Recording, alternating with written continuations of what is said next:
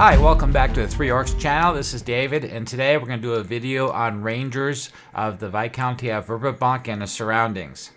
These series of videos are for new players to come up with a background that they come up with from, maybe get a location of where they're from, so they'll have a little bit of meat to roleplay from when they're playing the campaign, like the Temple of Elemental Evil.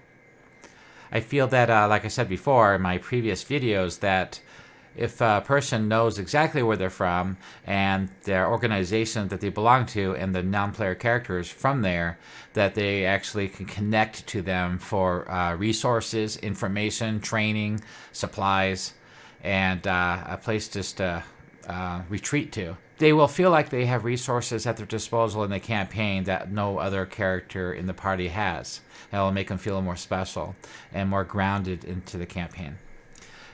So right now we're looking at the Enemyre's map, and north of Verbobonc is Ironwood and Furyondy, and to the east is the Gnarley Forest.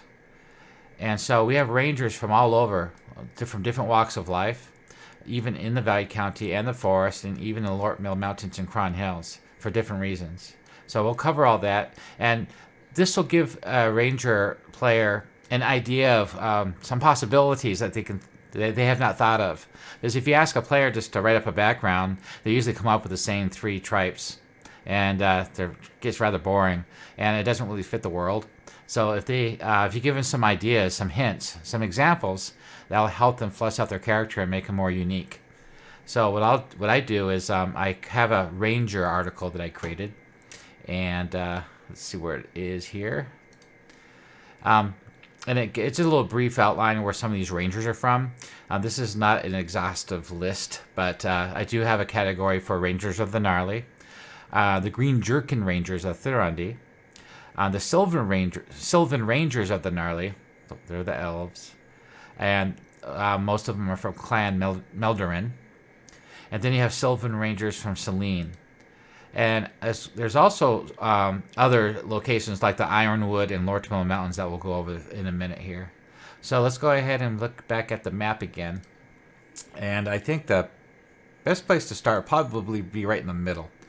So if I were to create a ranger and I want him to be from the Viscounty, a human-centric kingdom, a couple of the examples I would probably give is that the mounted borderers extensively used rangers for scouts, for patrolling the kingdom, the borders, and for getting messages across the land to the lords and the viscount, or to track down marauders or banditry, and to report on activity of humanoids in the area too.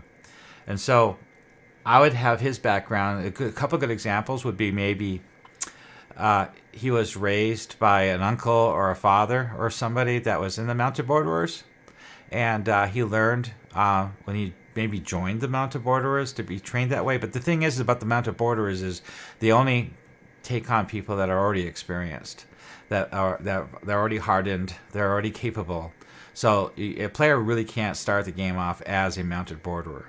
So you'd have to tie that in somehow. Like, that's why I suggested maybe an uncle or a brother or a father. It's possible that maybe the player, they were initially trained by the local militia, and that person that trained him also taught him the ways of a type of a scout type ranger. Or another idea is a huntsman, because a lot of these villages have huntsmen for the village to supply meat. They hunt deer and other animals in the area, and that is a good background to have too. So it'd be more of a woodsman type character versus a scout for the actual area. I think most of those rangers would probably be from a lot of these small villages in the Viscounty, but not in the city itself. If they were ever in the city, I think they were transplanted there from where they were raised and trained. They just happen to be there now. But I think their original training probably should be from one of these smaller villages, or maybe there's 4 mounted borderer forts in the Viscounty, and they're at villages. And Senega Valley has one, and it's possible that he could have got his training from there. The mounted borderers work with the locals closely for information and supplies, so it's quite possible this character could be attached to that way of life somehow from when he was being raised and trained. And maybe one day, an idea, one of many you could think of, is maybe he wants to be a mounted borderer someday.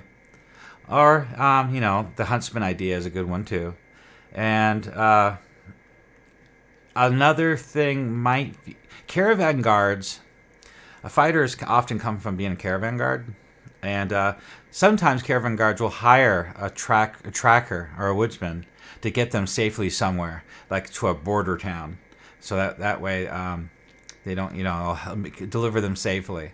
And so maybe he was trained in that. Maybe his father, uncle, or brother, or friend, or somebody that was raising him taught him how to do that, behave in that way of a ranger. So those are some of the things I can think of for being a ranger in the Viscounty. If you need to know the actual locations of the mounted border forts, the different towns, I have them in a different article I could share later. So let's go ahead and move on to another easy one to get out of the way would be the Kron Hills are self-sufficient because they're pretty much watched and maintained by the gnomes and dwarves. There's not too many humans that dwell in those areas. These are the Greenway Valley, the Free Assembly of Kron Hills, and then to the south and west is the Kron Hills, which is at the base of the Lortmil Mountains. And all these locations are pretty much dwarven settlements. I believe Luskin down here might be human. So that's closer to the Lortmil Mountains, though. So if a human ranger, wanted to be more of a mountain ranger, a tracksman, a woodsman, a tracker, a hunter, he would probably be from one of these mountain towns, like Luskin, or maybe, Tristane, or Validia, somewhere in there. To the south, of course, is the fairy kingdom of the elves. Of course, a human would be down from there. Elves would be from there. And, of course, they can be rangers as well. I don't picture elf rangers wandering too far into the Kron Hills towards the Lortmil Mountains. You see the borders here, though. I'm sure they extend that far in their activities. But when it comes to the Viscounty, it's human-centric. In your campaign, if in AD&D, first and second edition, rangers are pretty much human or elven, and they're prohibited by other races. So I'm coming from that standpoint. But it's possible in your campaign to have a gnome ranger if you're playing like third edition, or I don't know if any edition has dwarven rangers except for maybe the WotC game, or Pathfinder. So if you want to be like a mountain ranger down here to the southwest, there's not many choices. There's more choices in Veluna. If I bring up the Veluna map, which I'm not going to do right now, but there's more villages along the Lortmil mountain border that he could be from. And then for some reason, some kind of hook to the Temple of Elemental Evil campaign brought him to the Verbobonc. Okay, so let's cover Ironwood. So Ironwood is a small forest and marks the boundary between the Viscounty and the Archclerisy of Veluna. It's a very dense forest known primarily as abundant declo trees which grow to heights of over 100 feet. There's also quite a few tracts of popular hickory trees. So the Ironwood is largely free of dangerous animals, with the exception of great wild boar. So the hunting of these beasts are a favorite pastime of Veluna's southern nobles. They sponsor official hunts. So right there is a hook for a player's background. As a ranger, he's a huntsman, a tracker, and his father or brother or whoever that trained him growing up actually was hired by nobles on these hunts, or maybe he's search and rescue. Yeah, that's another idea for a background, search and rescue. They work for the local Constabulary, the local town, the local village for the mayor. And if there's ever a need for anybody to be rescued or a search to be performed, that's their job. And they go out and they go look for these people. Of course, that same thing can happen in the Lortmil Mountains. Those mountain towns, they would have a ranger doing that too. And of course, they do that here as well. So it's another good background idea. So the southern fringe of the forest is logged by the people of Woodstock, which is in the Viscounty. They craft wooden instruments, and they have excellent wine, so skip all that. A small section of the forest is just north of the Velverdiva River. It's a private reserve for Benil Tynaman, Duke of the Reach. That's in Furyondy. He's got a company called the Famous Bootmen. He could be a ranger scout for them as well. So that's another plot. That's another hook for our background. And then the western lands of the Viscounty is marked by the ironwood, a dense collection of roan, yarpik, and ip trees. There's several breeds of hostile lycanthropes there. It's got heavy mist, fog, common here. Another plot hook for a ranger background. Something happened maybe to his family. Either they were slaughtered by werewolves or wereboars, or maybe they became one. He's trying to run away. They became one of them. I don't know. It's something you can think about as it's a good hook to use in the background. It's good information here. It's 300 square miles. Bulk of the forest south and west of the Velverdiva River. The wood is nearly 50 miles across east to west of the Iron Road, meaning a trip takes 2 full days to traverse for a walking human or a caravan. A caravan's going to need to be escorted. Most caravans, they hire caravan guards, but mostly they're just fighters. And it's smart if the rich caravan merchants would be smart to hire a ranger scout type, woodsman type person also to get them safely through the woods. So at the center of the Iron Road is an inn called the Fallen Timber Inn Tavern. Travelers enter the Ironwood from either side in early morning, nightfall, whatever. So that's another good location to be from. Maybe that's where his father, uncle, whatever, mother, maybe that's where that's his base. And base for hiring out, doing search and rescue, of course, and doing escort duties for rich merchants. Let's see, let's keep going here. And it talks about other stuff about an elven dragon disciple, but that doesn't matter. And then there's, of course, some private stuff. So we have the Timber Tavern here, the Fallen Timber Tavern. A description of it, what it's like there. It's on a hill. It's a wooden palisade surrounded by woodsmen's shacks. Tanner, a blacksmith, a stable, a smokehouse, a mule mill, Bower Fletcher shop, and several wattle homes. Great location to be from if you're a ranger, for those reasons I listed before. Some elves. There's the owner of the tavern. It's 3 stories high. That's a big tavern.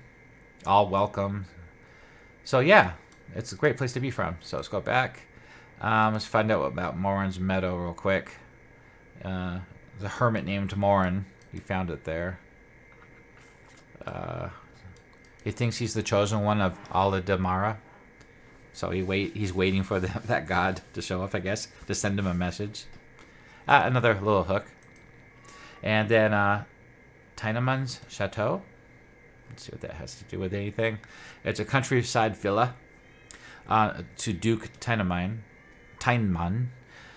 No expense was spared. He's got a large lake. It's a private reserve. He probably it's a staff of over 200 people constantly maintaining the grounds. Obviously, he's got to have a ranger on staff, right? Maybe you're the son of that ranger. Another good plot lead. A hook for somebody to start the campaign in. And who knows what's going on with that lord. Let's see. Okay, so we're done with the Ironwood. So let's go ahead and close that out. And let's go ahead and move over to the Gnarley Rangers. The Gnarley Rangers, this is going to be a big topic here because it's such a big area. So much going on. So I'll zoom out. So yeah, as you can see, the Gnarley Forest is divided into thirds. So the western third, it belongs to the Viscounty, and just to the north, this little place just north of the Veluna River is owned by Furyondy. Down the center is the 4 clans of the elves, and they do pay homage to the Queen of Celene. They still feel like they're part of that kingdom. And then on to the east is owned by Greyhawk and parts of the wild coast. This map, I'm not sure, but I think it might be from the year 594 Common Year. Supposedly they're working on a 576 Common Year map, so some of these borders are a little bit off. Okay, so let's go talk about Gnarley. If you're going to be from the western side of the Gnarley, the Viscounty side, you have all these small towns. All these small towns are like woodsman towns, and the towns are mostly human centric, and they're growing. Their industry of living off the forest, cutting down the wood, and there's some gardens and shuts and crops, but it's mostly just living off the forest. And the Druids keep careful watch, and the Fae keep careful watch of these towns so they don't overstep their bounds and destroy more of the beautiful nature of the Gnarley Forest. And so they're always at odds. And so the government of the Viscounty is always at odds with the Druids of the Gnarley and the Rangers of the Gnarley. So the Rangers of the Gnarley, let's go back to their organization here. There's only 200 of them. And they're all born woodsmen. They're human and half elves. The group is more cohesive during the Greyhawk Wars. So this article is written after the wars, but the material here some of it's still really useful for anybody's campaign. So I ignore that part. And no few of them fought in Furyondy as volunteers. So obviously, when that did happen, they helped out. Of course, that's the kind of people they are. Tales of that war leave them little doubt the threat, evil still present. So the group is democratic, no leaders. They issue orders. They do not issue any orders or directives, but there are 7 Ranger Knights. They meet at Corustaith, and it's a town. Here's the picture on the right hand side of what they look like. Humans and elves, I think. No, those are half elves. So they share information at the Gilded Acorn, which is a tavern inn. Each knight has his own following of younger rangers to swear personal allegiance to. In return, each knight undertakes to train the younger rangers as needed and holds an annual feast for his juniors each brewfest. The oath is not very restrictive, involving promises to protect the integrity of the forest, to help good folk in need, and to revere power of good. Usually it's Alona. Ranger Knights do not have formal delineations of territory or spheres of control. If they did, it'd be so much easier because I could draw them on the map, so I know what area the players get into. So it's going to be a little bit loose.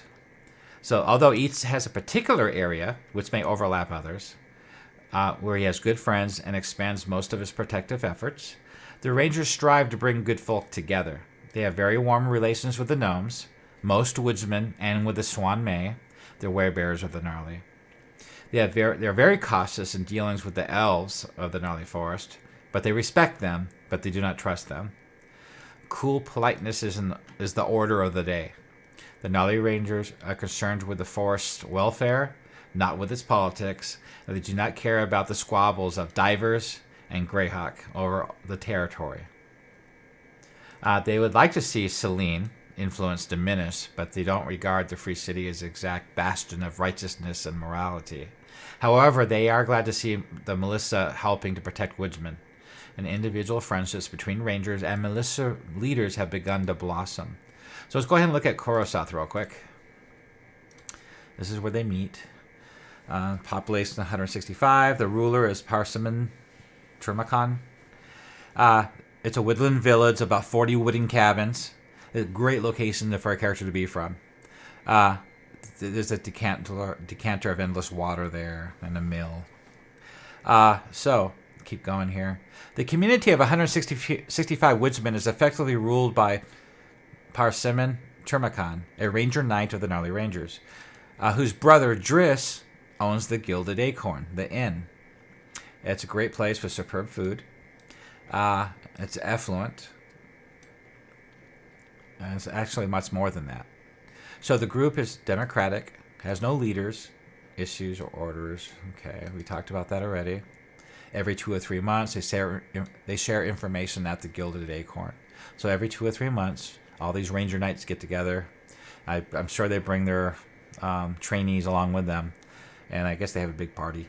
And they have a lot of, probably, days of discussion on what to do about what the problems they're having in the Gnarley Forest. And I can imagine what some of those topics are. And this kind of leads into a good hook for the player's background, and which I've used before. So if I have the Blackthorn Orcs actually raiding northwards from the Sus Forest. And the problem with the Rangers here is only 200 of them. It's such a big area. And a Ranger and some junior Rangers with him, maybe there's 3 or 5 of them there on a patrol, and they find tracks of an incursion of humanoids into the Gnarley Forest. And so they start tracking them, and then they go deal with them as swiftly as they can. And that's their jobs. And also banditry too. Bandits on the road, on the merchants and stuff. So they're always helping out with that. The thing is if something too big happens, something too massive, the Gnarley Rangers are not capable of handling it. And neither is the Druids of the Gnarley. So if you have, let's say the Blackthorn Orcs sends a war band of 500 orcs and some ogres northwards, and their intention is to help invade the Viscounty at the behest of the Temple of Elemental Evil. It's all coordinated. Because the Temple of Elemental Evil is reaching out tendrils to all these organizations in the area to get them all to work together to bring down the downfall of the Viscounty. And the Blackthorn Orcs is probably just one of them. So if the Rangers came across this path of a warband, a serious warband, tromping through, and they got help from the priest in Nulb as they're making their way northwards past Nulb, towards the Sul Temple, the ruins there by the Fens of Tor. The Rangers would be at a loss. They couldn't do anything really about it. All they can do is report. So obviously the first place they'll probably go, besides the Druids, is to the Viscount himself and the Viscounty, and ask for help, because that side of the Gnarley Forest is in the borders of the Viscounty. And so they would send, and I have that as a great background hook for a player, to get them, give them a reason to go after what's going on with the Temple of Elemental Evil. So that'd be like a really good starter background for somebody, and I've done that a couple times now. And when the Ranger, when he gets to the Viscount, the city of the Viscount, to report what's been happening, then I throw a vision in there, like a prophecy, and he reports that too. There's a couple mounted borderers being treated at the local church of St. Cuthbert, and they were attacked on the road when they're on the border, and so they're being questioned too. What happened to them? So and other party members are kind of being brought together in this campaign in this sort of fashion, and this is a great way to get Ranger to start off in the Rangers. He doesn't have to. This is just one idea. So let's get back to who these people are here. So they meet here at Corustaith every few months. It's a major region of goods and services. Parsimon is the main diplomat or liaison. He's the de facto face of the Gnarley Rangers. He's another hook for a character's background too. And of course the brother, Driss, that owns Gilded Acorn, is another one. So yeah, that's great information there. So let's go ahead and go back to the Gnarley Rangers. We got a structure. On the right hand side we got their oak leaves. I usually start off the players in the campaign with the cadet. or maybe the junior oak leaf. Started him off with a cadet first level. And so, I added a little song here. And special benefits, special hindrances, wealth, and races. And here's what a junior ranger is. He's the youngest defender of the Great Forest. And then become a gnarly ranger, and then become a senior ranger. Then he finally become a night ranger. So that's great. This is a really interesting organization to be from. Separate from the rest of the characters in the party. It makes the player feel more special, like they're part of something bigger. Kind of like how a wizard feels the same way about his university or his school. It talks about their attitude and their personalities. To go over that. They have a bracelet of the gnarly friendship that they give out. They have enemies and allies. They are allies with Veluna and members of the Mounted Borderers. And Knight Captain Corbin Walgraf Corbin Delevue down in Ostverk. That's where one of the Mounted Borderer forts is at. They got a sign language, of course. And they got leaders. That's one of their leaders right there. And notable characters I created for the campaign. These are all Ranger Knights right here at the bottom. So, like one of my players, he reports to Ranger Knight Win. That's who he reports to. He's a senior ranger. And so he shows up once in a while to give him a quest. Let's see, let's continue here. Over in the Gnarley Forest. Okay, back at the Gnarley Forest. Ruby Falls, Ketter's Hearth, Carter's Meadow, are all great woodsman towns. Terra Vert is a Gnarly Ranger base, an elf base. Subbanwich is in Dyvers territory, but they have rangers too. If you want to be from the Rangers area, if you want to be from the Dyvers area, this town right here would be an excellent place for them to be from, for different reasons. I believe, that's the only town Dyvers has, except for along the river. And the Rangers would mostly be in the forest, or right out of Dyvers itself for the caravan thing, like I mentioned before, or whatever other reason you can think of. Okay, Twilight Falls is a wonderful town that's it's in the papers lately. They're causing a lot of problems, and a lot of druids are really upset with them, so they're keeping a careful watch on it. So they're working with the Gnarly Rangers and the druids because that town's growing too much. And so it's another great place to be from. And then Humming's End, same thing. Not quite as growing as Twilight Falls. It's a really small place, Humming's End, actually. It's actually a pretty nice little place. Let's take a look at it here. I wouldn't mind being from here either, if you want to be more secluded. Let's see. See? It's so nice. Woodsman, Hunter, and Loggers community under the rule of the Viscount's Sheriff, Baron Corbin Delevue. That's the person that's in charge of Ostverk. So his preview of this area, this is under his protection. The mayor, and let's take a look at the picture real quick. See? It's a small little town, a woodsman town. Pretty nice place to be from. Population 66. Here's some more Gnarly Rangers on the right. What they look like. So yeah, great place to be from. So let's go ahead and go back. Okay, let's go ahead and finish off the Gnarly Forest for humans, that is. Sheer Knob and Chiselwood are gnomes. Ostverk is half gnome and half human, and third gnome, third elf, third human, because different sides of the village. Another great place to be a ranger. Ostverk is much more interesting. It's a much more lively place. That's a lot of things are happening in that area due to the Temple of Elemental Evil and things that's been going on in the Viscounty. So Ostverk is a great place to be from. Gallows Corner's out of the way, a little nook in the Kron Hills, and that's a halfling town. So there's no halfling rangers in AD&D, but if you're playing some other version, I think you can be a halfling ranger. And then you have the village of Hamlet, of course, another great place. I mentioned that in the previous video that, you can be almost any class and race and be from the Hamlet.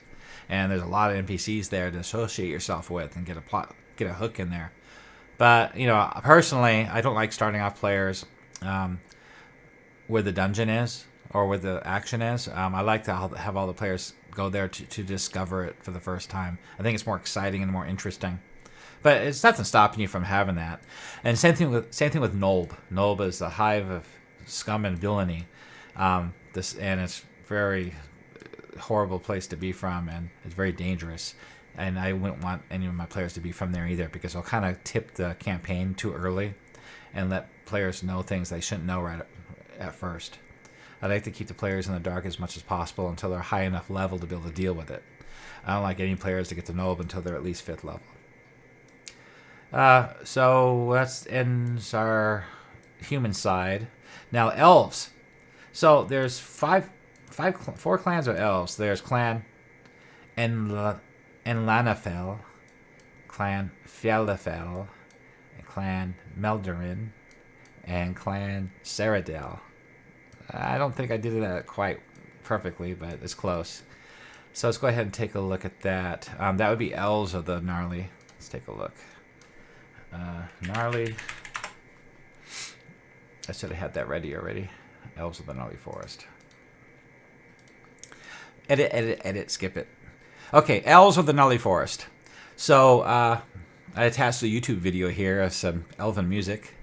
And, so almost 200 years ago, prior to the formation of the Viceroyalty of Thurond, a group of elves was tasked by the Fey Queen of Celene, to settle within the Gnarley Forest for the defense of the Elven Kingdom and to promote their elven way of life.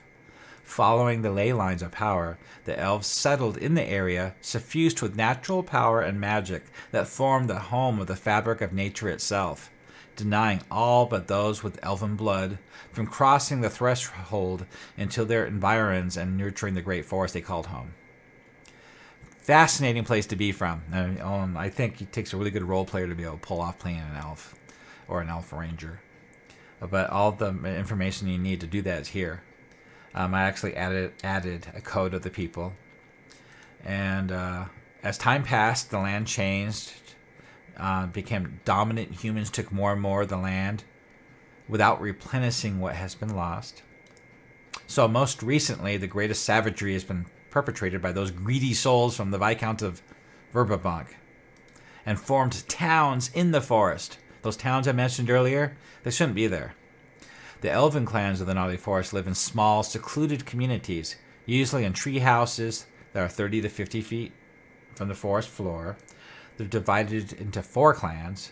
Clan allegiances are a source of pride and a badge of honor. The clans do not usually live separately, preferring mixed clan communities.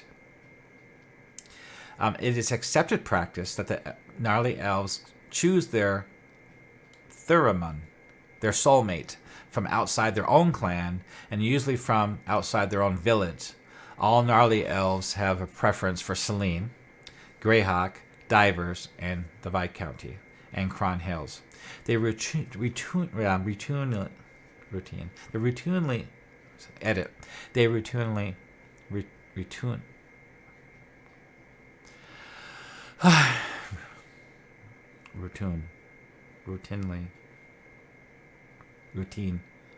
They routinely pass on information about events in the forest beyond to Celene's court.